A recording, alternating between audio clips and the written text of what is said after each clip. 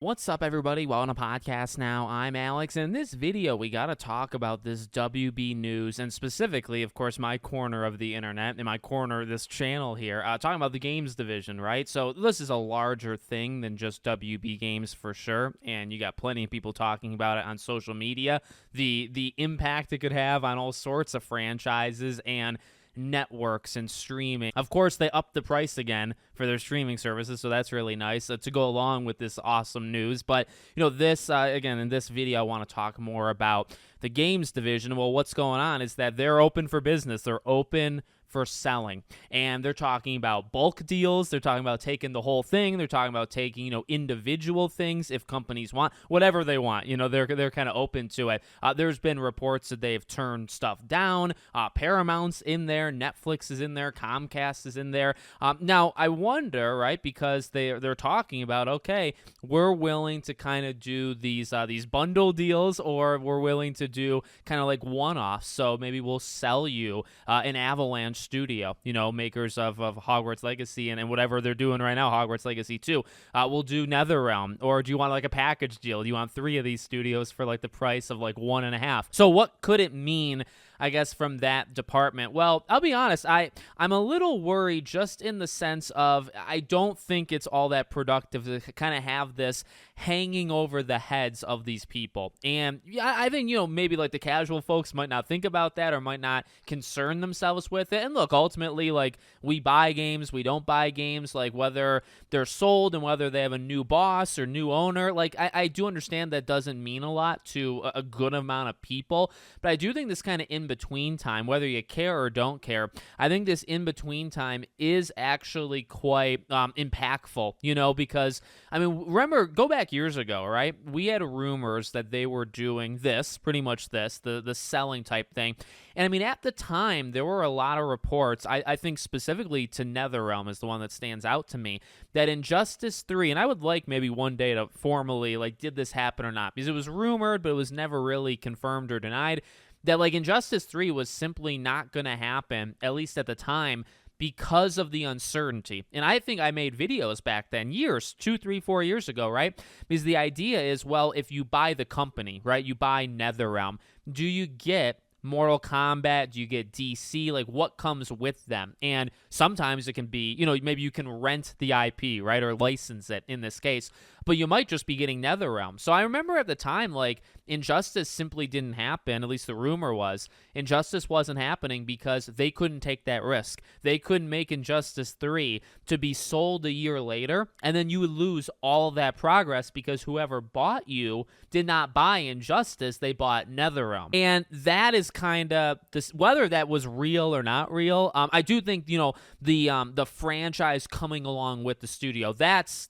like a actual true thing, right? So that's what sticks in my head, when we're talking about it. Basically, again, right, here we are again, and they're so open to this. I think they want this done like sometime middle of next year. Like, this is not them casually saying it. They want a deal, and they want it within the next like 9 months, right? And there's already offers. I think they talked about, there's unsolicited, right? They came, different companies came to them, right, without them even asking, and they came and they said, hey, would you want to do a bulk deal? Would you want to sell the entire thing? And they've even turned offers down. So, it makes me think, like, well, you got Hogwarts Legacy 2 being made, right? I mean, I think to them first, maybe a personal biasness, but I mean, I'm a fan, for as much as many of these studios have done to disappoint me, I'm a fan of a lot of WB games. Like, I like TT, right, doing Lego Batman, and even just any Lego game. NetherRealm, Rocksteady, WB Montreal, Avalanche, like, they have a really, I think I've talked about it before, like, they have a really good, like, top 4 or 5, studio. I think they have, I remember looking it up years ago, they might have 9 to 11, somewhere in that range of studios, but generally, like, you think to maybe 4 or 5. I would have said Monolith, if they didn't close. So there's one less thing to even worry about, right? You don't even have to worry about who gets Monolith. Can they still make Wonder Woman? Oh, it's been in so much trouble for so long. We could just let that slip right by because it doesn't really matter. But, that kind of mentality, I think, does come up with everybody else. I mean, I mentioned Hogwarts Legacy, right? Like, they're deep in it, whatever it is. If it's Hogwarts Legacy 2, if they're also doing like an online game separately, They are years into that game, and that's kind of the classic, like, where I almost worry the most about them because they're so far in that what if something happens? Like, are they allowed to, like, carry it over, like, carry over progress, or do they have to restart? I mean, I did a Twitter post in terms of talent, okay, like pure talent. I would target them. Like, if I'm a different studio, if I'm PlayStation, if I'm, whoever, right? Sony, I guess in that case. But if I'm one of these big companies and I just want a couple, I don't want to buy all of Warner Bros. I don't want to buy WB Games. I want to just like pick a couple talented studios. I would immediately circle Avalanche. If I'm whatever, Tencent or Take-Two, if they want to expand, I would circle Avalanche and say these people are on the up and up. And because here's the thing, like, I'm trying to almost separate them, right? If you're going based off talent and kind of the potential of the studio, not necessarily the IP that they were working on, I think that's a good one to go after. You know what I mean? And maybe it's more risky to go after other ones. You go after, say you buy a Rocksteady or you buy a WB Montreal, you're buying the company and you're taking those people, and then what do you get with them? You get, I think, a lot of unknowns. Maybe that scares people off, acquiring studios like that. Maybe it doesn't. Maybe you look at it as kind of potential. But if you separate the studio from the IP, now if they get the IP to kind of come along with it, and to me, again, that would be the hope, right? Because really everybody that I mentioned, WB Montreal is doing something. You can go on their job postings. I've done it multiple times and made videos. It seems like they're doing a Gotham Knights style game again, right? Where it's like a cooperative, online cooperative. Now, I think they could be doing another DC thing, but of course there were the rumors that they actually pitched, I believe, a Game of Thrones game, right? I don't think we ever knew if like that was denied by like the upper people or like said greenlit, right? Said, okay, you can go ahead and do it. So they're doing something, but they're probably not super far along. Rocksteady had just been allowed to like have the opportunity, to earn their trust back, and it seems like they're doing a Batman game. Everybody's kind of in a different spot. To be honest, like NetherRealm, is probably, at least in my head, they're probably done with Mortal Kombat for a little. I imagine they're on Injustice 3 and they would go back to Mortal Kombat after. So everybody's kind of in a different spot. If you take the games with you, then it really, I think, just matters, or like the conversation shifts to just who buys them. Who do you trust to actually purchase these studios?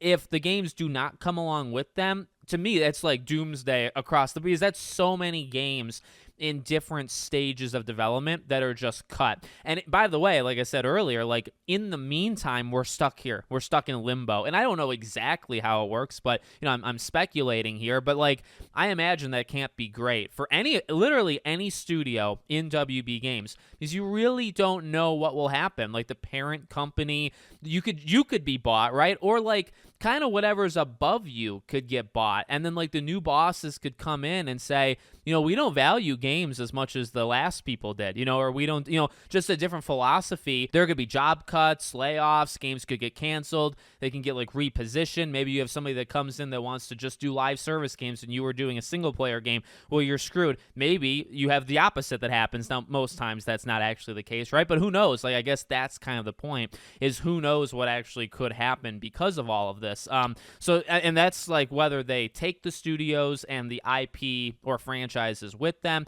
If they just take the studios themselves, again, like you're just going based off like talent level, but you lose all those games. It's a messed up situation, I think, just overall. I get it. I mean, I do understand it, but it's not ideal, I think, for these people. And then just to really quickly, I mean, I mentioned a couple of them. Like, well, the thing is, these big companies like the Comcast, Netflix, right? So like Netflix has tried to do gaming from an outsider's perspective, which is mine. I don't pay attention to Netflix gaming all that much. They don't seem successful at it, but they are able to like purchase, like they have gotten a couple studios and studios that have made, I think they got the developers who did Oxenfree, which is a phenomenal game, and even the second game was pretty darn good. I think they bought them. So it's like they have always operated on a smaller scale with gaming, but they are around. But it's like Comcast, Paramount, I guess like Paramount Skydance, I think is the full thing. I mean, we haven't brought in, and really there's been no rumors to suggest Sony, Tencent, like some of these bigger,